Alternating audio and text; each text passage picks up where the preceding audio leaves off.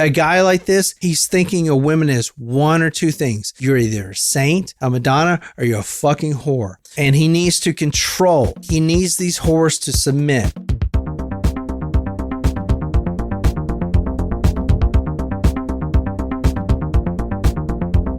All right, so this following surprise shot is for all of our members, especially for Martin, who was our newest paid member again, who re-upped. Martin. We appreciate you, Martin, for being here. So thank you, Martin. Martin, like on here? Yeah, he's our latest paid member. He re-upped.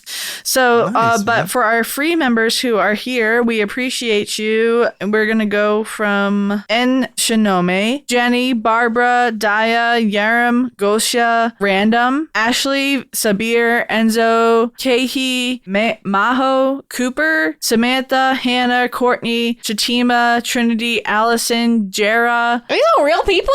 These people don't listen to us. Those are all bots. Lauren, Alfreezy, Victor, Stefani, Yasmin, Talia, Botye, Melinda. I don't, that's probably good enough. no, hold on, I'm not done yet. There's a free one. I don't know what these characters mean. I don't know what- Dolce, Sabrina, Shelby, Estefane, Jersey, Heather, Caitlin, Thomas, Gunjan, Rochelle, Shucks, I don't know how to say that. Shabazz, Suge Mel, Knight, Ricardo, Christopher, Robin, Hannah, and Mackenzie. Wow. Thanks, everybody. So thank you guys for joining our community. Thank you, everybody. And thanks for shelling out some money, Martin. The shot Yes, goes thank you, to Martin. the Shot goes to person. Martin. Yeah. All right. Surprise shots. Surprise shots.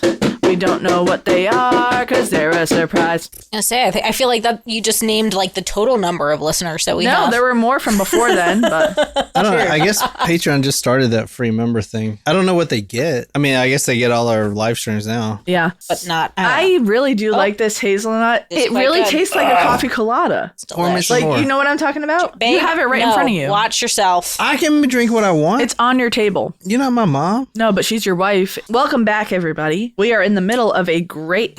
Maybe I don't want to do it anymore. Okay, well, All right, tonight we're going to midnight, July 16th. So I started this story on the 14th at 6 a.m. We're going to midnight on the 16th, 2 days later. And I'm starting this story 2 days later. 2 days later, yeah. This is where I'm starting this part of the story. If you remember last time, we talked about Richard Speck. We don't know his name yet. We talked about this man with soft eyes going into a townhouse full of nurses. And perhaps he did, perhaps he didn't. But these nurses ended up slaughtered and in a very violent fashion. And we don't know at this point if it's him or not that did it, who we're talking about. But I want to start this with a cold open at the Star Hotel, which is a Sleazy? very nice luxury hotel that you Oh. can rent a room for 90 cents a night. In the 60s or today? Because that's two very different time periods. Even still, that can't be more than like $10 today. What kind of room would you rent for 90 cents a night? Ooh. That Something with shit an is- air mattress. Oh boy. Or maybe even not an air mattress, like a blanket on the floor. Yeah. A roof over your head. That's bad. 90 cents a, A night. parking spot. This is accurate. 90 cents a night. That was what was paid for each one of these rooms. The Star Hotel, Star, Starr. Oh. That didn't have 1 star. This is 1966, but the Star Hotel room 582 midnight, 2 days after the townhouse massacre that has already shaken the world. No suspect has been apprehended. No one has been arrested. We have 8 dead girls, all under 25. No one has a clue who did it. And I'm starting this cold open. Star Hotel room 582 midnight, July 16th, 1966, 617 West Madison Street, Chicago, Skid Row, 90 cents a night. This is the type of place you check into when you ain't got nowhere else to go. This is when you don't have any job and you don't even have welfare or anything. You on the street and 90 cents is what you made panhandling or stealing or whatever. There's a lot of questionable ladies that go through here too, making their own money. We're starting with a Mike Gregorich. Some papers I saw said his name was George Gregorich. I guess he just didn't want to give his real name. Mr. Gregorich. It's midnight. He's trying to sleep and he hears a moaning through these thin walls, a painful guttural moaning, sort of a southern drawl. Oh, That was very specific. Is there something you want to tell us? This room is, I don't know, 5 by 5. Like it has 5 by 5. That's not even enough. You can't to even lay down. Shit. It is enough for curled up in the fetal position. It is a tiny for room. a twin bed. A tiny you open room. the door, it hits the foot of the bed frame. Literally. We're not talking about drywall or anything. We're talking about straight Concrete. No, not concrete. We're talking about Tarps. No, Blue or freaking Good thin reference. wood, plywood. Oh. You can hear everything. He hears this voice, a southern drawl, slurred and very desperate. Come and see me. You gotta come and see me. I done something bad. That's his neighbor. Pee-wee playing with his pee-pee. That's what that sounds like. That's his neighbor talking to him through the room. He doesn't know this guy. He knows he's a fucking hillbilly. Mm-hmm. Now, tried this. Didn't really work, but sort of worked. But there was an interview with this guy that was caught. Let's say his name is Richard Speck. Let's say he did an interview. I put his voice into AI and tried to have him narrate. No, yeah, exactly. Narrate it. It's pretty accurate, but not really. I mean, but I thought it'd be fun. So AI is so weird, man. So let's hear it. This is supposedly him. I'll show you a video of him later in prison talking. Like an actual video, an actual not video AI. of him, yeah, with his titties and everything. But I'll show you a video later, and then. But this is what AI came up with. You got to come to me. I done did something real bad here. Come to me, or I'ma die in here, mister. The neighbor yells back. He says, "Leave me alone. You're just a goddamn hillbilly. Leave me alone. I don't trust you. I don't want you to get at me. I don't trust no hillbilly." And he's saying, "I don't trust no hillbilly." Now, we're not even talking about the murders here. Like, we're talking about this is in a shady ass flea motel 2 days after the murder. So there were fleas. This man is yelling at the top of his lungs, "Help me, come help me, sir, please come help me." And this guy's like, "Get the F away from me. I don't know you. I don't trust no hillbilly." This man who is screaming help staggers to his feet, starts kicking the door. You know how those hotels have doors that like are in your room that will go to the next room? Oh, yeah, yeah, the yeah. adjoining room. Which is fucking nuts, right? He starts kicking that door that's adjacent to the room. Bang, bang, bang. Two other men walking down the hallway. They see this guy coming out of his room. He's covered in blood. They rush to the front desk. The police are called. This is the guy's room that we're talking about tonight. You see all the blood on the floor. That's 1.5 pints of blood from one man's arm. That's from his arm? Damn. That's a lot. How many pints in a body? Don't we have like almost a gallon? I think it have was no I idea. think it's 5 pints. But you see here, it says, "This is the room rented for 90 cents a day, Oh. from which police took Speck to county hospital." Or for his identification. Thank you, PR firm. The registered name under this hotel room was B. Brian. This is but a flesh wound. Maybe blowjob Brian. I don't know though. I don't know what the B stands for. I'm probably going to go with blowjob Brian. Blood everywhere on the floor. Anytime I hear BJ, I just think of Righteous Gemstones. The walls, the cheap bedspread. The registered name under the room was B. Brian. Blood everywhere on the floor. The walls, the cheap bedspread covered. There was a broken wine bottle on the nightstand. Jagged glass covered in blood. There was an empty bottle of sleeping pills. That shit didn't work. Whoever this was trying to do it.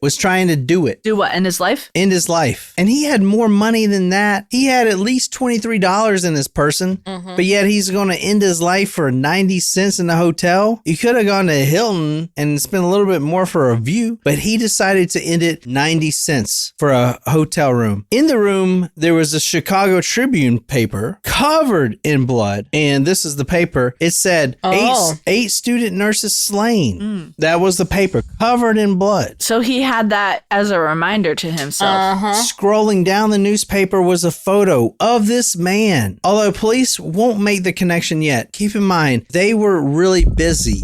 This was, I know it sounds ridiculous because this is the most wanted man in America at the time. But the race riots were a big thing. There were multiple police stops of this man. And in multiple occasions, documented occasions, they let him go because he's not harmless. He couldn't harm a fly. He is harmless. No, I'm saying, but what they're thinking is this guy's not harmless. They didn't see the paper. They don't know what did I say? You said he's not harmless. He's not harmless. That's what they're thinking. They're not thinking harmless? he's harmless. He is harmless.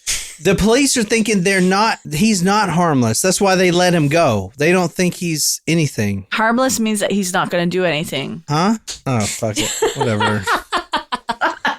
Scroll. All right, whatever, It's dude. like on our blooper roll. Scrolling down on that newspaper. It's been 2 days. This guy is all over the paper in every state in America. His photo is. Mm-hmm. His not even a sketch. His sketch is there too, yes, and it's an exact resemblance of him. But his photo's there too. The police superintendent specifically came out, and I would play the video of him saying this, but I don't want to get YouTube copyrighted. Gotcha. But he said, "This is the man. Richard Speck is the one that did it." How did you know that? And then a reporter asked, "Well, you haven't even arrested this man. Like, doesn't he deserve a right to trial?" No, he did it. This is the guy that did it. The superintendent of Chicago police force said that. And I'll show you a photo of him saying that right here. This is the photo of him saying that in the video. He said, "This man right here, who you're seeing right now, is the one who did it," before they even arrested him. He does look babyface. So they were looking for this guy, but they let him go a couple times because they don't know really who this guy is. Anyway, moving on. In the room, that paper soaked with blood. 8 slain nurses. Orgy massacre. Oh, an orgy massacre. Scrolling down, this photo right here. This is the man who did it. Soft eyes, angular face, buzz cut. This man allegedly knocked on a door, forced himself in, yes, but controlled the situation of 9 nurses where he could systematically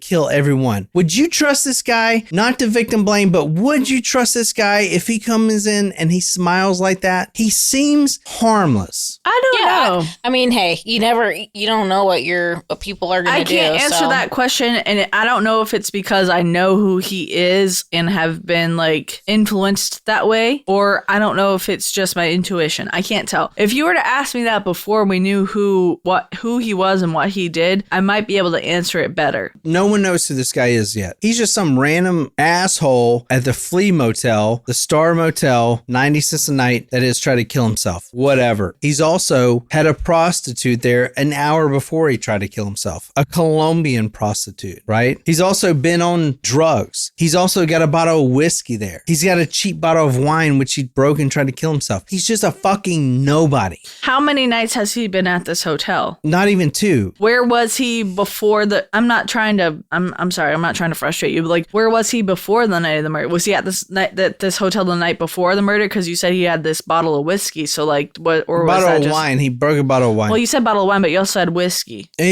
Whiskey too. Yeah. He was taking. Sorry, They're fine. I'm You're, a little no. buzzed. You're fine. We all are. Well, maybe not Nicole, but we are. Maybe not in a quiz. She has to be the one. She's the responsible one. Era. We ain't driving nowhere. I am. Go get the fireball. I ain't got shit to do. We ain't got none. We'll get something else because I done drained this. No, we're done. We're done. We're done? Babe. I done drained this lizard. Yeah, you have that and this one. You have an unopened bottle of beer right here. done. This is here right here. I don't drink no beer. Babe. Y'all want this to be a Crime Junkie episode where it's all like, this is for mature audience only. No. Even though we're going to censor everything and then copy and then plagiarize everything. You want me to plagiarize shit? I'll fucking do it. What does heterochromia mean? Different eyes? I'll fucking plagiarize the shit out of this episode. He was taken to Cook County Hospital. There it wouldn't be till Dr. Leroy Smith, the attending doctor, this guy, fucking hot face, wanna fuck the face. This guy, he said, no, I know this guy is just some guy on Skid Row that wants to kill himself because he was banging prostitutes without protection and probably has AIDS right now. But just something about his face. Just familiar. He's just familiar. He's got his face. I recognize him. Something. Well, where do I see this guy at? You pick up a newspaper. Every newspaper front page was this guy's face. I know this guy's a spitting image. Now he's going off the sketch, the initial sketch, but still spitting image. This is the man's face in the hospital. He can't match this guy with just his face. There's a lot of faces like that. He's a 25-year-old guy. He's got a soft face, whatever. He looks like Babyface. Babyface. He can conquer the world. He looks like whoever the fuck. And this Chicago, goddammit. Like there's 1,000 people that are like this. Mm-hmm. Angular face, you know, the weird freaking buzz cut-ish, kind of like he was in the Navy, but maybe not. Mm-hmm. This man, Dr. Leroy Smith, specifically knows that there's one thing that he knows that could tell this guy without a question if this guy is the man who murdered all them nurses. because he reads the paper. And he knows that the lone survivor at the time, now this was only been less than 2 days, Corazon Amaral, was so astute and so incredibly wise to notice, even in that darkest time of hers, that this man had a tattoo on his elbow. On his elbow, of all places. Now, this was that's unusual. This was midnight. Dark outside, little light in the room, but not much. But she has the foresight to know to keep track of details. She notices this man has a tattoo. This doctor, which is not normal for the 60s. Not a lot of people have tattoos in Correct. the 60s, especially on your elbow. Unless you were in the Navy. Born to raise hellbow. this tattoo will in fact haunt her memories until the day she passes. And she's still alive. She still has grandchildren, children. She's still living. She still thinks about this. Dr. Smith knew that this tattoo was on the elbow, but the elbow was caked in blood. This guy lost 1.5 pints of blood. That's a lot to lose. This elbow was caked in blood. So he's looking around. All right, let me just wipe this off a little bit. Now, this is an interview that he did. This is what he's saying. He's wiping the elbow off a little bit at the top. Wiping it off. It's caked in blood. Dang, it's hard to get off. The first line. Okay, it says born to. Okay, moving down a little bit more by his elbow. Second line. It's obviously a multi-line tattoo. He wipes down the second line. Says to raise. The third line. This will cement it in his mind for good. This is the guy who did it. What did that last line say? Hell. Born to raise HE double hockey sticks. HE double. You two don't ban me. Beneath the caked blood on the left forearm, the doctor could see the traces of a tattoo. He rubbed away some of the blood to reveal the letter B. He sent one of the nurses to bring a newspaper. To Smith's eyes, the picture seemed to tally, but the nurses saw no resemblance at all. Smith rubbed away some more blood to reveal the letters BORN. The doctor leaned over the man and asked, "What's your name?" The man replied faintly, Richard Speck. Smith sent for the police. This is the tattoo. That is a terrible looking tattoo. Oh, I don't like that. Wow. What do you Born notice? to raise. It barely even says hell on there. Like it's like born to raise, and It you looks read like it was hand done. Why? Yeah. Like hand.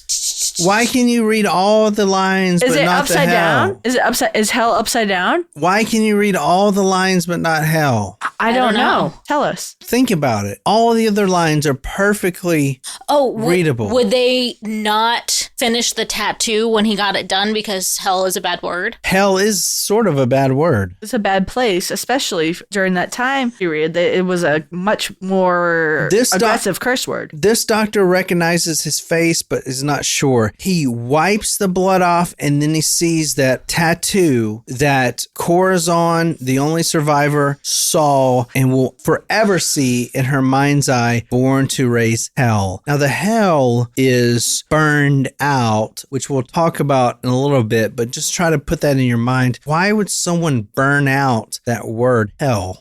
It tells a lot about the man who got the tattoo in the first place. This thing right here is 100%. This is the man without question. This is the tattoo that she saw without question. Caked in blood, but still, when he uncovered it, it was the tattoo. Tonight, we're talking about the story of Richard Speck. This is the most requested case I've ever gotten. We're reading from the book of Jack Altman and Martin Zipperin, MD, who treated Speck. This story, how I'm presenting it, is a little different because most people, I would assume, true crime podcasters present the story from, if they even effing read, from the book Crime of the Century, which is from the news reporters, but this is actually from the psychiatrist who, in my opinion, has gotten closer to the case than anyone else because he was involved directly in Richard Speck's life because he was the one to determine if this guy is insane. Was he insane during the murder? Did he even do the murder? Because as you'll see, there were a couple eyewitnesses that says he didn't even do it.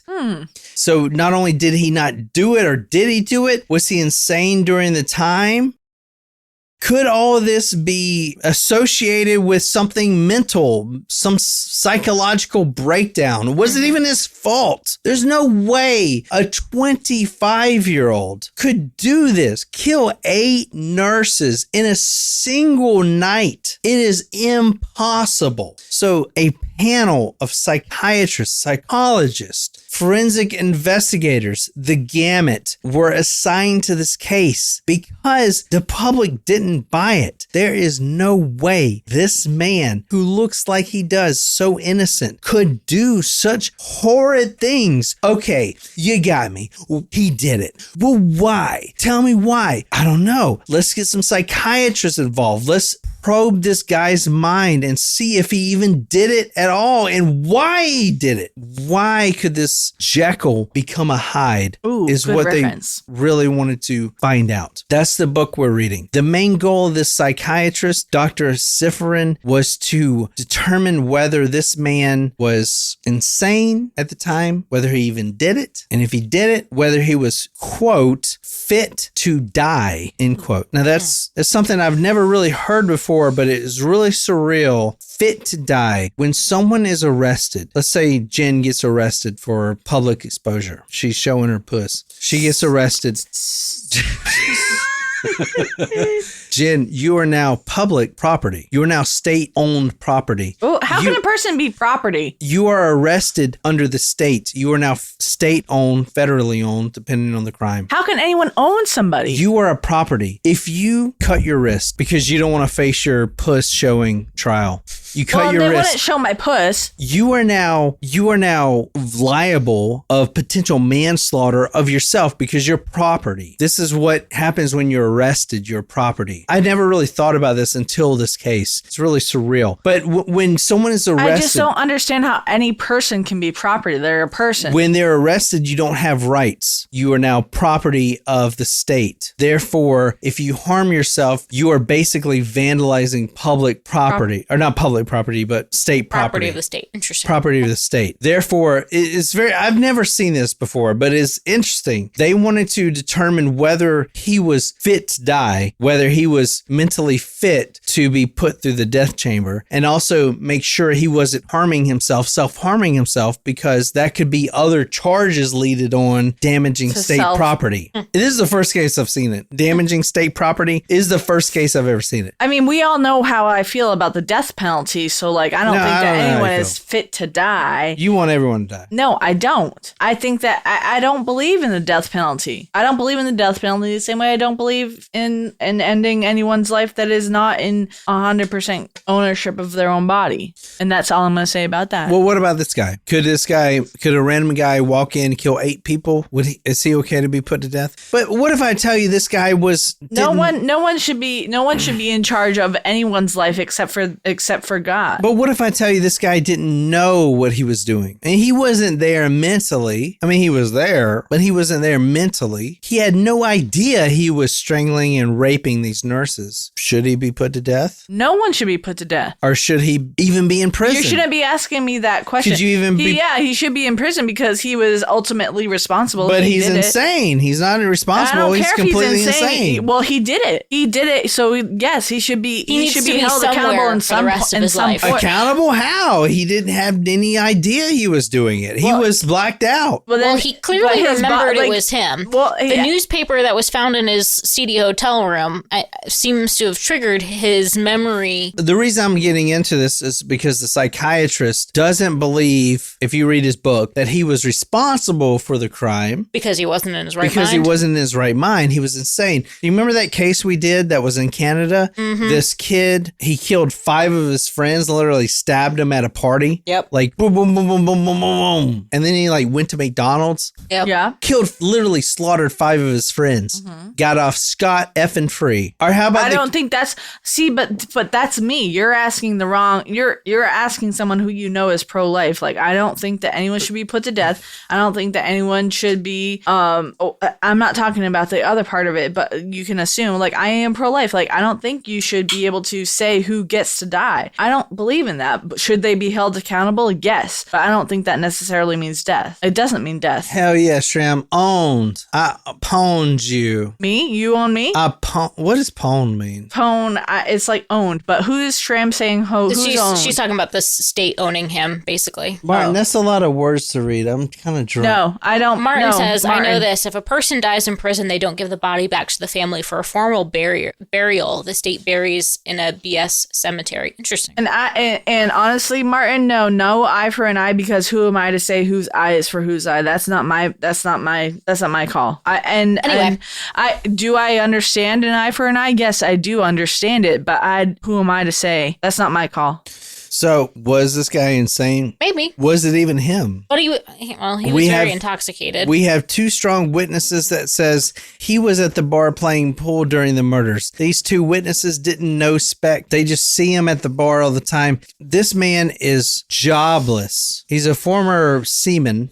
He's a drunk. Sorry. Took you a while to laugh. He's a drunk. He spends every dime he has at the bars. These two witnesses that were really credible, who testified in court, said this bitch motherfucker, this guy was at the bar hustling pool games during the murders. I remember seeing him at midnight at this day. Okay. I don't like this guy. I don't know this guy. I don't care if he lives or dies. I'm just saying this because it's what I saw. This guy was here. Interesting. Two eyewitnesses. That's who the prosecution has to fight through. Two very strong eyewitnesses. Don't like the guy. Don't know the fucking guy. He might be a cool guy. What the fuck ever. I don't give a shit. I was there. He was playing pool. These chicks were fucking murdered. Whatever. Richard Speck. I don't remember doing this. Did I do it? If I did it, I should go to hell. I should fucking burn and go to hell. What the fuck's wrong with me? But I don't remember. I don't remember doing this. But that doesn't mean that you're not accountable for it. If you don't remember, it doesn't mean that you're not accountable. Like, just like someone... But was he there? That's the question, really. He doesn't remember, and there are eyewitnesses saying he was not there. This is the man.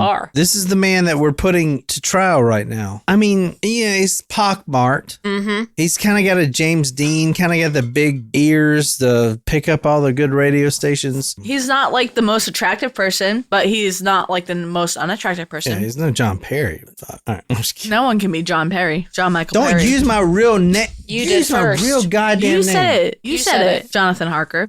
All right, if this guy even fucking did it, I don't give a shit. Let's talk about it. Whatever. We're talk about this random guy who may have not did it. All right, talk murder to me. This guy was born on the eve of Americans' involvement in World War II, December 6, 1941. He was only 25 at the time that he committed these murders. I'm not going to try to bury the lead and say he didn't do it. He did it. 30 of the fingerprints matched him somewhere upstairs. There's no reason for his fingerprints to be upstairs. Not only that, you see the fingerprints right now. What do you notice about them? They're in fucking blood. Mm-hmm. The fingerprints are in blood. He did it. Mm-hmm. Let's just be honest. Be honest with you guys. He did it. The fingerprints matched his exactly. But the smoking gun was that the fingerprints were on the second floor, which there's no reason for him to be in there. Right. There's no reason for him to even be on the first floor. Exactly. The book we're reading tonight is from the psychiatrist of the man who spent the most time with him. That's this guy right here, Dr. Zifferin. The first thing he wants to know is, okay, let's say you did it. Why did you do it? Do you have any brain damage? This comes up a lot in serial killers. This was like the first questions he asked. Okay, what was your childhood like? Specifically, did you fall out of any trees? Did you fall off any ladders? We've done countless of the big time serial killers. I honestly cannot name one who hasn't had a traumatic brain injury of some sort. A falling off a ladder, hitting over the head, a concussion, whatever. Some sort of brain injury. That has been well documented since the 1930s. The first line of questions were about his brain injuries. Nonchalantly, the psychiatrist continued, "Did you ever get hit on the head?" "Plenty of times," said Speck, showing more interest in this than the arithmetic questions. "When I was playing in a sandbox, I hit myself on the head with a claw hammer. Accidentally. I knocked myself out. Then, a few years later, I must have been about 10, I was playing with some kids. They chased me and I climbed into a tree. I hid there for for a while, maybe 10 feet off the ground, and lost my hold. I fell on my head. My sister found me. She thought I was dead. They told me that I was out for about an hour and a half. When I came to, she was still screaming,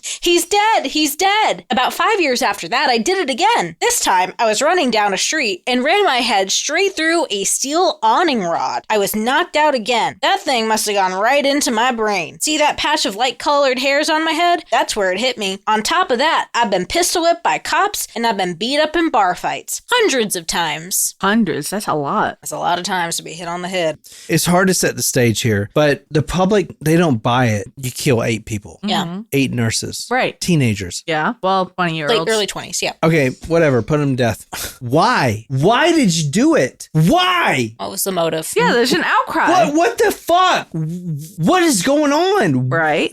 What is going on? That's what they're trying to figure out. Yeah, well, Why especially... is this guy doing? Okay, he did it, but why? Yeah. Who does that? Correct. No one does it. Yeah, true. You go. Me go. Yeah, you were saying something. No, I said true.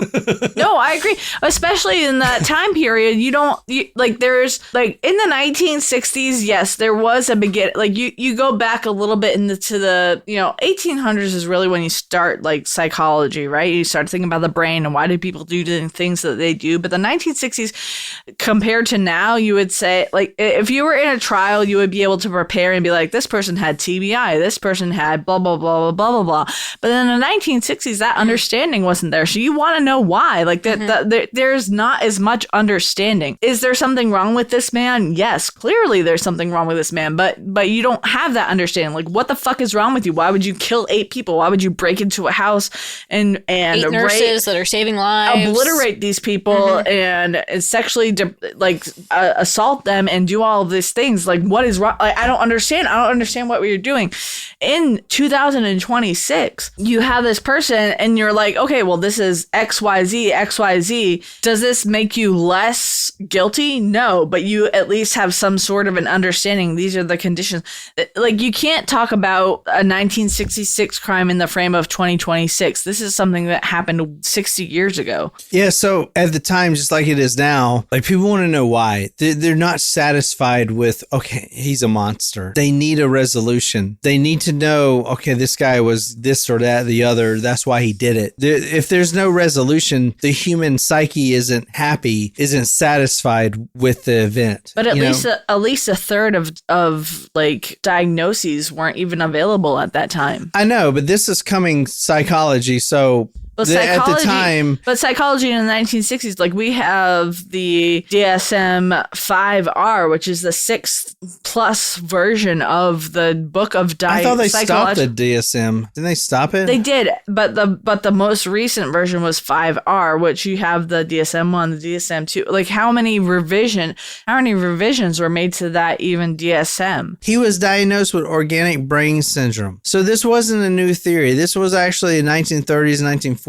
theory about the birth of the brain injury theory. No one had even put it at this point until this, but with new technology, the EEG technology became available in the 1930s. It was actually applied to this and they started seeing abnormalities with the brain. Early studies with the 1943 and 1944 found that about 50% of psychopathic personalities had abnormal EEG patterns. Now this is like directly influenced by brain damage in their childhood. Some researchers concluded that psychopaths had brains that were, quote, malfunctioning since early childhood. This is a theory that's been postulated and even advanced in the new era that we're in now with the CTE and the football players, the NFL, Aaron Hernandez, stuff like that. These people had serious head injuries. And I'm not just saying this as someone who's just reading a book. We've done so many cases on serial killers and I can't even tell you. I mean, it's probably honestly 90% of the serial killers we've done has had serious traumatic brain injuries, especially when they're in childhood, either fallen off ladders, fallen off trees, something where they became unconscious and their brain was rattled. They were unconscious for at least 2 minutes and then came back. That is such a prevalent thing. It is not even funny. So I don't even know. I don't know what you guys believe on that or your stipulations on that, but I'm telling you, it is a pattern that is prevalent in there, and it is prevalent today, especially with the CT and all this stuff. In the 1940s, the theory of the brain injury kind of develops, and it kind of morphs into mirroring the behavioral immaturity. Childhood brains get damaged. They kind of divert to immaturity and more childhood patterns. It's kind of weird. Studies found that EEG abnormalities were, quote, 4 times as frequent in psychopaths as in the controls of non-psychopaths. So I'm not saying that if this guy did it, Richard Speck, he did it. Obviously, we know that. He's had a lot of brain injuries, a lot of times of being knocked unconscious. I mean, I remember in one report I was reading when the doctor was studying his head after he was arrested, finally, he noticed all the bumps, the insane amount of bumps, at least 20 bumps on his head that, should not have been there. And these were from prior brain injuries, prior knocks on the head. So it is kind of interesting to think about. But so this happened in the 1930s when the EEG technology came available. So this is 1966. Obviously, this psychiatrist is really focusing on that. So he immediately puts that out like, okay, have you had brain damage? And obviously he has had a lot. Ultimately, the psychiatrist found that Speck was suffering from the following: suicidal behaviors, which even after he murdered the 8 nurses, wasn't the first time he tried to kill himself. He's tried to kill himself many times before. Ooh, wow. Okay. He's had suicide behaviors. He's had depression. He's had mood swings that, quote, a given mood would last for only 3 minutes. Wow. Which kind of bordered on the schizophrenic side. Yeah, I was going to ask if he had anything like that. Even though he wasn't schizophrenic. Right. If I can just remember off the top of my head, and I'll ask you, Jen, a question. Okay. See how you answer. Captain Cook discovered America. He traveled to America. He discovered the Cook Islands. Whatever the fuck. Captain Cook, he had 3 influential trips to discover the New World, but he was killed on the second one. Which trip did he die on? The second one. The second one. So I know I feel like that was a trick question. it sounds like a trick question, but I know it sounds dumb and dumb But when I I was said like, it. wait, hang on.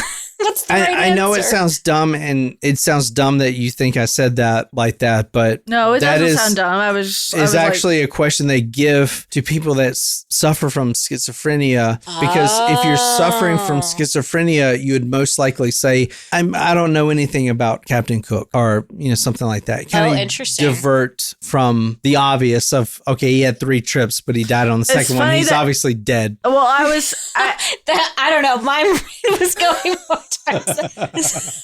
I was like, shoot, I don't really know much about this guy. yeah, I was like, but before I answered that, I was like, who the fuck is Captain Cook? You mean so- I was like, So a schizophrenic Peter would usually say that he doesn't know anything about Captain Cook, or he doesn't know who that is. I don't feel great about wait, myself. am I schizophrenic? In my full disclosure, that is in the book that I read, but I most likely fucked up the actual question. Well, but I would it say- is something like that. They ask schizophrenics this, Probably. and they Interesting. and they, instead of saying the obvious answer, they say something. They try to divert their answer to, I'm not sure. I don't know who Captain Cook was, or like, I don't know all about this type of thing. I may have messed the question up, just for you guys to know, but that is sort of the stuff they ask schizophrenics, which is an extremely important point, because if Richard Speck was a schizophrenic at the time, he would not be responsible, especially if he had no idea. Ultimately, he was found to have suicide behaviors, depression, mood swings that would last about 3 minutes. He was unstable, very impulsive, and he would have random blackouts due to his head injuries. Let's talk about his childhood real quick. Richard Speck had an unusual attachment to his mother. Growing up, he had 8 siblings, and he really loved his father. He really took to his father, and he thought the world of the man, although, his father was just a simple potter, whatever. Like, this Richard Speck was the youngest of 8. However, when he was only 6, the father suddenly died of a heart attack. At 6 years old, his father, who he loved dearly, had a heart attack. He moved all those feelings of love over to his mother, but his mother ultimately betrays him when she remarries a drunken, peg-legged bastard, someone who had lost his leg in a car accident, a Carl Lindbergh, and is now just nothing but a sloppy, round the house, good for nothing drunk that he has on at least one occasion, we know, walked into his mother's room when his peg-legged fucking drunken bastard stepfather was giving it hard to his mother, and his mother, he thought of her as a saint, as a Madonna, someone who is a Virgin Mary who could do no wrong, a bringer of light, of goodness. But now he is starting to see what his image of her is now becoming when this drunken, good for nothing, very abusive to his stepchildren, piece of shit stepfather is doing to his mother, basically raping her in the bed, and he walks in on that. He is now feeling ultimately betrayed. Now, he still has an attachment to his mother, but it's more of that cognitive dissonance where you don't know where, you believe one thing, but it's like if you're some Christians, they believe in God, but they're like, kind of like they have this mental gymnastics. Now he's thinking his mother's one thing, but she kind of seems like a whore, and she betrayed me, and she betrayed my one love, my father, for doing this guy like this. So now he is being pulled apart, and he is very young. He's only 8 years old at the time. I was always getting into fights. Hit my stepfather once, round about when I was 18. Man, did I hate him. Lindbergh, his name was. Mine too, till I got married and changed it back. One of his legs, the right one, was cut off halfway after a car accident, so he had crutches. Thought I'd never hit him because of those crutches. Just went on needling me. He was drunk. I was too, I think. Anyway, he came at me with one of those crutches and I hit him. Then he'd said he'd had enough and was gonna leave. I told him fine and threw him out, and his clothes and things after him. I did think my mother was glad to see him go. He came back a year later but left again for good.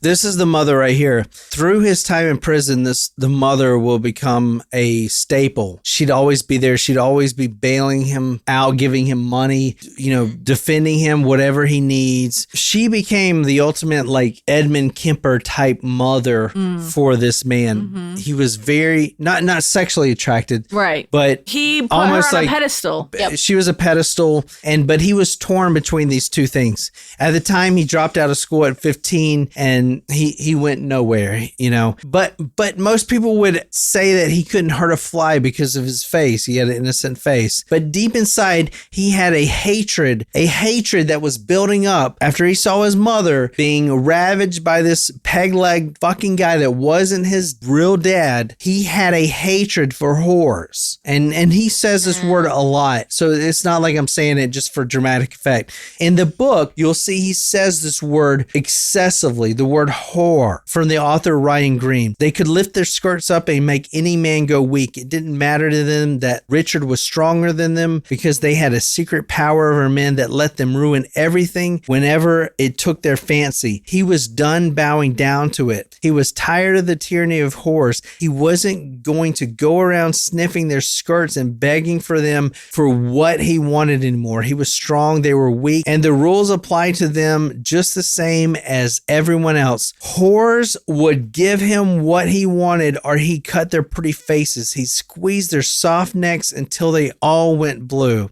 He loves his mom, of course, and he said it a lot in the book. But the time he walked in, especially that memory in early childhood of her stepfather having sex with her mother, really built in that resentment and rage. So as a child, he began to withdraw himself from his peers. I mean, it does kind of make sense, like, especially if he sees his mother kind of not fornicating, especially if it was his stepfather, but like he had this ideal family situation. His father dies in his head, like that's his hero, like his dad and his mom, like, and then like mom is who he sees as the Madonna is like, okay, like he walks in on them having sex and it's like, how could she do this? And then every other woman becomes like an object almost in his brain. You know what I mean? It's got to be difficult, especially if you see that. Like I wouldn't want to imagine any of that on anyone. So it has to have this turn. It's a major event in his life. Of his time at J.L. Long Junior High School in Dallas, an 8th grade teacher said he seemed sort of lost. It didn't seem like he knew what was going on. I wasn't able to teach him anything. I don't think I ever saw him smile. No one could get through to him. He was a loner. He seemed to be in a fog, sort of sulky. He didn't have any friends in class. No, he was 25 when he murdered fucking 8 women. He was 25. So at the time he was 15, what is his life? What is his brain? You said he was from Dallas originally? He met the love of his life. So when he was 8 years old, he saw his mother getting fucking banged by this fucking no good piece of shit. Pirate peg leg motherfucker that didn't even have a job, that moved his family to Texas. He was getting fucking railed by this guy who wasn't his dad, who he loved dearly, because his dad died of a heart attack when he was only 6. So he is confused. He's only in his teens right now. He's 13, maybe 15, when he finds the one love that will never betray him, the one Madonna who will never become a whore, the one who makes him feel so good, makes his fucking willies feel so good, and makes him just feel so good inside. Yeah, we're good in there. Who? His mom. The girl's name was Rot Gut Whiskey. It's when he found drinking. 13 years old, he started drinking Rot Gut Whiskey, which is the lowest class whiskey you can find, and it made him feel so good. In fact, he said, quote, beer makes me feel good, whiskey makes me wild. When I'm on that, I can do some terrible things. Don't you think my mother, he went on, begged, pleaded, cried, trying to get me not to drink? I only drank a little till I was 15, then a little more. But later, man, when those headaches started, I really poured it in me. My mother didn't like it at all. This is going to become important because headaches, when he's talking about headaches, he's had a lot of brain injury. A lot of brain injury. And even in prison, he'll complain of headaches, constant headaches. They have to give him Tylenol and aspirin, all kinds of things to cure his headaches. He's always complaining of headaches. The one thing that solved his headaches was the whiskey. The other thing he found was barbiturates, heroin, Redbirds, Blockbuster, Red Dogs, whatever the slang was at the time. That's what he did. He liked to get the zoomies. He would stick the needle in his arm, shoot it right in his veins. Then he met his most hated thing in life other than his peg-legged fucking bastard piece of shit stepfather. Shirley Malone, 15-year-old girl. At first he loved her. He married her when she was 15. How old was he? He was 20. Wow. He married her, and then she became the most despised thing in his life. Oh, no. This is a picture of her. She actually died in 2022. Wow. R.I.P. But that's her. This is going to be extremely important because if you keep her appearance in mind, spitting image, the last nurse killed, but the first one found. The one with the mutilated anus. The one who was brutally beaten. Spitting image, face-wise. Could not tell them apart. Wow. Perhaps he knew that at the time. Perhaps he saw the resemblance. But Shirley, his 15-year-old wife, right after they got married, he spends 2 years in prison for robbery. She goes around. She's 15. She doesn't know any better. She's going out with other guys. Now the Madonna turns into a whore. Yeah, sets him off. He's now thinking, well, this isn't what marriage is supposed to be. She's a whore. Every woman that has been with me is a whore, you know. They met in 1961 at a Texas State Fair. She was only 15. He was 20. Just after 3 weeks of dating, she became pregnant. They married in 1962 and they had a daughter, Robbie Lynn, who he actually was extremely fond of, even though he missed her birth because he was in prison and he refused to pay the hospital expenses because he was in prison. The reality of their marriage was very stark. Systematic abuse, sexual violence. He demanded sex 4 to 5 times a day. He would rape A day? a day. Damn. So now you're seeing who this guy who was like, I just need money to go to New Orleans. I just need the money. I'm not going to hurt you. Now you're seeing who this guy really is. Right. He was raping her 4 to 5 times a day at knife point. She didn't want to give it up. And she's 15. I mean, 15-year-olds want to have sex 4 or 5 times a day. Right. I mean, He's not want to raping give her. it up. That's his wife. I mean, shit. As a wife, she was, now you can go back to the nurses, see why half of them were nude. He was raping all of them. This was in a period of hours. So a man that can rape that many women in a period of 3 to 4 hours is fucking mind blowing. He demanded sex 4 to 5 times a day. But she, at first, 15 years old, young, virgin, she's the Madonna. She could do nothing wrong. But wait, now she's fucking me and doing all this stuff I want to do? Now she's the fucking whore. Knife point. That's the only way he could get off, was putting a knife to her neck, because now she's not a Madonna anymore. She's a fucking whore.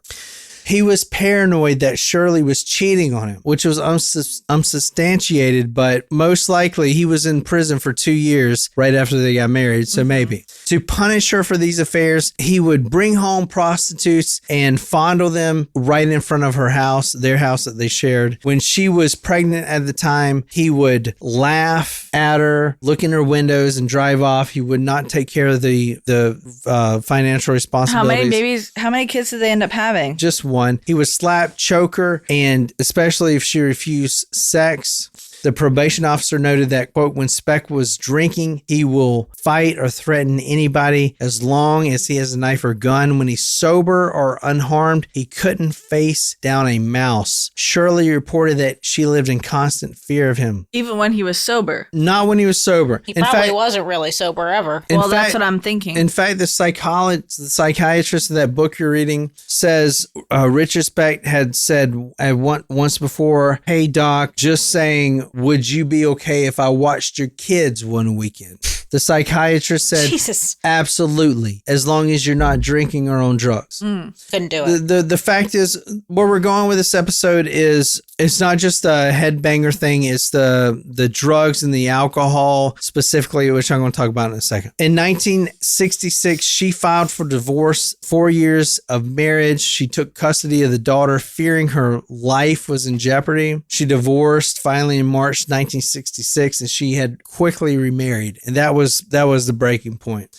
That worsened his mental state, and he had, like, Freudian could not have got a better case when he came out with his Madonna whore complex. This was a Madonna whore complex. Richard Speck, either you're a Madonna or you're a whore. If you're a woman, you're one of those. End of fucking story. Once Shirley became remarried, she was no longer Madonna. She's a whore. And at that point, she's the most hated being of his life. That and her and his stepfather. Now, between the murders of the nurse murders, he was suspected of several crimes, including this is 1966, keep in mind, and where we started was July 14th. April 2nd, 1966, suspected of raping, robbing, binding a 65-year-old Virgil Harris up in Illinois. He fled. April 13th, 1966, 7 days later, he was the sole suspect in the beating death of a barmaid,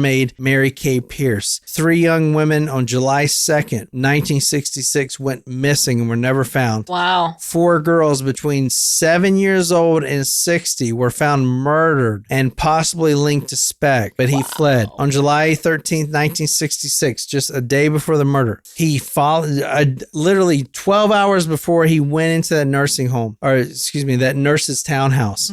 He followed a middle-aged woman as she bar hopped, unaware of the stalker. At 6 p.m., Speck finally approached the woman on the street and forced her up to his inn room at knife point. He then raped her and stole a gun from her purse. That gun was the same one he used 8 hours later. Wow. We said that was the perfect gun for your purse. Right. It was someone's purse gun. Correct. Let's talk about the Madonna whore complex. This is a Freudian term that came out when Freud was a huge personality.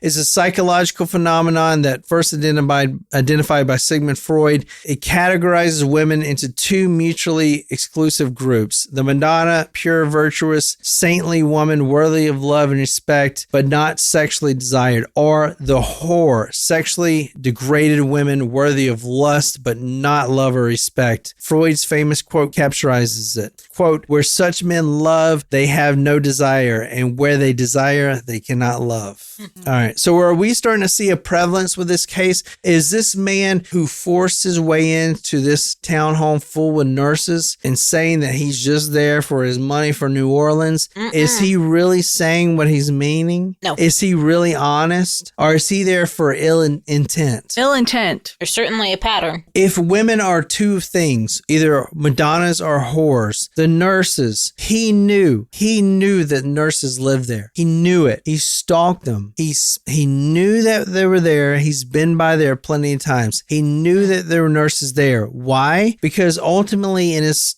fucked up, broken psychology, he wanted them to be pure, professional, women who wore nightgowns, but they were there virtuous to help people, to be pure. They're virgins, and they were virgins, right? Maybe. However, no, They were. We Okay. know they were. Okay. Most of them. At least two, though, came in drunk when he went in there. That's not virtuous. That's not pure. Who were they out with? Are they fucking around? They're not fucking married. They must be fucking whores. A guy like this, he's thinking of women as one or two things. You're either a saint, a Madonna, or you're a fucking whore. You're coming in late. You're coming in at 11:30, like Gene Davey did and some of the others, and you're drunk. Who were you out with? You're fucking somebody? You're probably fucking somebody. You're a fucking whore. So did he start killing? Did he start killing before they came in? He had the others tied up at that He had them point. tied up, but he didn't start killing them. So like what? Yeah, he had them all tied up. He killed Wilkinson before, but that was before the other two. So would it have mattered He if they didn't- came in or he not? It's just an additional justification in his mind, you know. He's Yeah. he's making up reasons. Yeah, you just To- said to kill bloodlust. Bloodlust. Yeah. He needs sex 3, 4, 5 times a night. He raped all these women. Terrible. Okay, all of them. Within 6 fucking hours. He held Shirley, his wife, knife point 5 times a day for sex. Raped her Did he 5 rape- times a day. Did he rape Corazon? No, the only survivor who was tied up when everyone was tied up, she rolled herself under the bed. And just so happens that Richard Speck is a mother goddamn fucking idiot. He can't goddamn count worth shit, and he just didn't notice she was under the bed. Wow. It's the only way she survived. Speck needs at least 3, 4, 5 times a night. He needs to rape to get sexually off. He's a Ted Bundy lust killer, and he needs to control. He needs these whores to submit. Okay. Now the doctor that we're reading the book from, this is very important from where I'm going with this episode. A lot of maybe true crime podcasters talk about the whole events and everything, but I'm talking about the psychiatry specifically with this episode. This book is no longer in print. It took me a long time to find. All right. Very important. But the psychiatrist who was trying to at first get him to see if he was even capable of standing trial and then to get him off the death penalty after they failed that was specifically interested in why he would do this, because the public needs to know. This is his summation. This is extremely important with Speck. So don't consider him a monster. I mean, just for a second, he is a fucking monster and terrible person. Yes, he is. But just open mind for a fucking second, 1 second, just to get this guy's psychiatry in your mind. The psychiatrist, after interviewing this guy for over 100 sessions, says that aggression is like a car, all right? Everyone accelerates sometimes. You get mad at someone, you want to fucking kill them. Everybody does that. Every fucking body does that. A car, though, has brakes. These brakes on Richard Speck, these brakes that will stop you from raping and murdering 8 nurses, is stopped by brakes. Everyone has brakes. Well, okay, except those who get get constant brain damage when they're children. Those brakes don't seem to work as well. So can't brake. All right. Furthermore, even worse, the brakes could be wet. Have you ever tried to slam on brakes when your brakes are wet? Skid. You know, freaking pouring outside, your brakes are wet. Ever tried that? Hydroplane. You seem to hydroplane. Seem to go faster than when you're braking. Okay. The brakes are wet. Let's put that in with the alcohol, the barbiturates, the Redbirds, the Red Dogs, the Blockbusters, all the shit he was fucking injecting into his arm. The alcohol, which makes his brakes wet, which he was just fucking to get rid of the fucking headaches from all the times he was beaten over the head. Now his brakes are wet. So someone with brain damage who would come to a stop, fuck, maybe I shouldn't rape this, third nurse. Now the brakes are wet because you're fucking jacked up on who knows the fuck what, anything you injected in your arm, all the whiskey, the rot gut whiskey you consumed. Now you're just sliding across the fucking pavement. You have no control. That's how you can kill 8 goddamn nurses in one night, one person. That's how he explained it. That's what the public wanted to know. Interesting. Okay, Yeah. it makes sense because no guy could kill 8 fucking innocent nurses who were Plus so many virgins. others. Right. Yeah. Yeah, exactly. Wow. So let's quickly go back to the morning, July 14th, 1966, 6 a.m. Dawn breaks over Jeffrey Manor, Chicago's southeast side, tree-lined streets, pastel green townhouses, quiet neighborhoods where bicycle theft is the biggest crime. A piercing scream cuts to the morning air. A woman in a nightgown stands on the second floor ledge of 2319 East 100th Street. Her voice echoes down the street. They're all dead. All my friends are dead. Oh my God, I'm the only one alive. 2 veteran Chicago homicide detectives pull up. Then began a stark counterpoint between Miss Amaro and Martin, recounting each of the 8 murders. With the aid of the gray wooden scale models of the townhouse specially built by the FBI, Martin asked Miss Amaro to explain how each girl represented the model by a wooden block was taken from the south bedroom, never to be seen alive again. Or as Martin put it in his typical formal manner, let the record show that I have removed the wooden block bearing the name Wilkening from the south bedroom. Miss Amaro's own account made a poignant contrast. After Speck had taken Miss Wilkening from the south bedroom, did you hear anything? After about 1 minute, I heard Miss Wilkening say, it was like a sigh. Did you hear anything after the noise you just described? No, I didn't hear anything. After this, Mary Ann Jordan and Suzanne Ferris arrived home. Miss Amaro said that Speck had followed them up to the bedroom where the girls were lying. He took them out of the room at gunpoint. I heard a noise as if Miss Jordan and Miss Ferris were resisting. I heard a noise as if they were talking in a low voice, but I didn't know that they were talking. As if they were yelling, but in a low voice. And then, before he came back to the south bedroom, I heard water running in the bathroom, as if Speck was washing his hands. So this is what the detectives walked into. You see the first floor, Miss Davy strangled. She's going to be the last victim, the one that most looks like Shirley.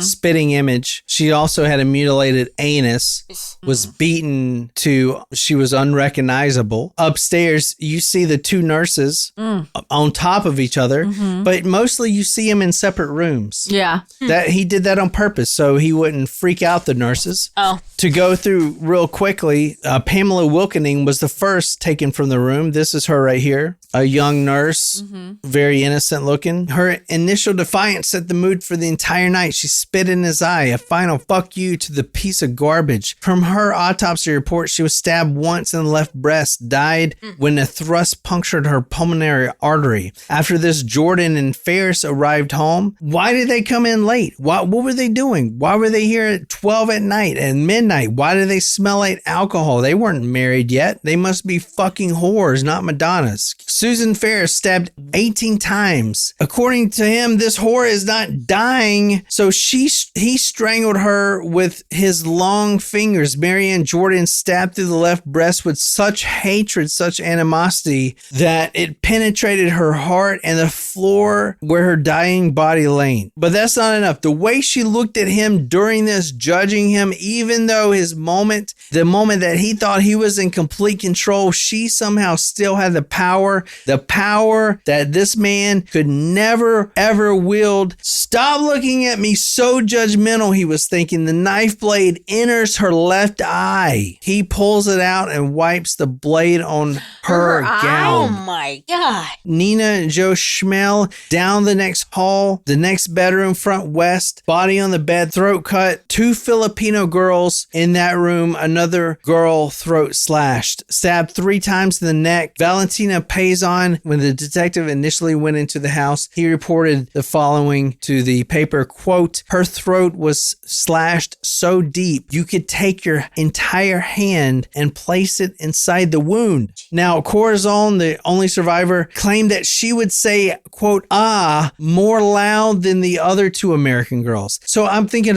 when it was that moment of silence when he took the girls in the other room, and then there was this, ah, I'm thinking it's either the death rattle where it's just like, oh, you're finally dying, or maybe the height, the pinnacle of when you're getting murdered and the pain is at its pinnacle. I don't know. But she would testify that the word A-H, was multiple times pronounced by multiple different nurses. And then silence. So I'm thinking this more of the death rattle. Merlita Gargiulia, 4 stabs in the collar, bone, and throat, but ultimately death. And you can tell how much anger this man had. Richard Speck was strangulation. So forceful that it dislocated her neck. He had long fingers. He was told he could be a carpenter. Well, very long fingers. He like salad fingers. He dislocated her neck. It was so forceful, so violent, so forceful. He dislocated her neck. Jeez. Patricia Matusek, strangulation, but suffered a stomach hemorrhage due to being violently kicked over and over. To Corazon, this is when she ultimately knew that she was going to die, and this man was pure evil. He was not truthful in what he was saying, that he would hurt no one. Matusek was Filipino, and Corazon heard her say the word, quote, Masakit. That's a Filipino word. You want to take a guess what Masakit means? Could you tell the court and jury what Masakit means in your native language? It means it hurts. She also heard Matusek say, quote, will you please untie my ankles first? End quote. This means obviously she was getting raped. He had her ankles tied as he was raping her. The final and the worst here is Gloria Jean Davy. She was the last one in. She's a spitting image of his ex-wife, Shirley. Oh. Spitting image. He probably didn't know this at the time, but you better bet that he knew as soon as she walked in that she would be last to be murdered. She was the first one found. She was on the downstairs couch. She was beaten so badly that she was unrecognizable, and she had a mutilated anus. This was also the longest time spent away with any one of the nurses, according to Corazon. Speck stood up, and I saw that he was removing Miss Davy's jeans. What happened next? Then I heard a pants being unzipped. And then what happened after that? And then when I look at them, I saw that Speck was already on top of Miss Davy. At that point, Miss Amaro again broke down and wept. Judge Passion called a brief recess. Sympathetic but showing unperturbed professionalism, Martin resumed after the recess with the question, Miss Amaro, you were describing what occurred when you saw the defendant Richard Speck on top of Gloria Davy. Will you tell us what you saw or what you heard? I saw Speck was on top of Davy. Then, when I saw he was right on top of Davy, I put my face down. And then I heard the bed springs moving. After a few minutes, Speck asked, will you please put your legs around my back? Where was your head at the time? My head was facing down on the floor. Could you estimate how long you heard the bed springs move in Miss Wilkening's bed at that time? I heard it for about 20 or 25 minutes. Was your head down during that time? Yes. When did you look up? About 5 minutes after the bed spring stopped. I looked up and saw that Davy and Speck were not there anymore. Corazon said that it was the longest time that he was out. So that basically wraps up the case. She successfully hid under the bed and waited 2 hours before she moved to the outside of the house on the balcony. Richard Speck did do it. Obviously, he committed these murders. He was sentenced to death, but it was overturned because Illinois abolished the death penalty, and it was overturned. To fit into prison, he obviously got prison in life. I think he got 400 years, 480 years, something like that. But to survive in prison, he started wearing silky underwear. He started consuming hormones and acting female, and he grew breast, and he was really taken care of. This is him and his fucking titties. So he grew tits. He was popular in prison. Prison bitch. Yeah, he was well taken care of. You see his titties there. And he's a prison bitch. And apparently he grew breast, and he was prostituted out until he died in 1991. He was subjected to daily group penetration. There's a leaked video of him that they tried to cover up because, it shows him doing cocaine, like off one of his bitches or whatever. But he was enjoying himself himself doing cocaine, and his tits are out. After 25 years behind bars, he died of a heart attack on December 5th, 1991, a day before his 50th birthday. Never expressed remorse for his victims. Sorry. What a bitch. And it's a good thing that he went out that way.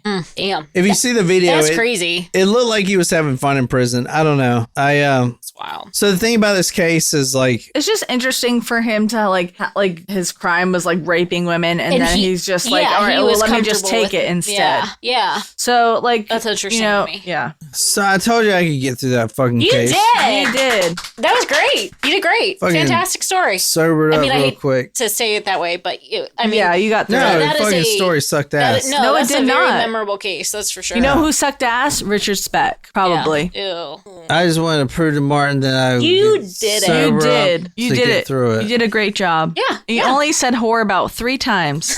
I was going to say a lot more. Whenever I think of whore, I think of the way Danny DeVito's character says it. It's always fun. Yeah. Whore.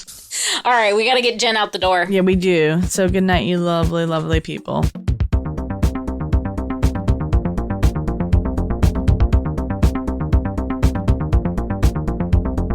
Kind of run this shit.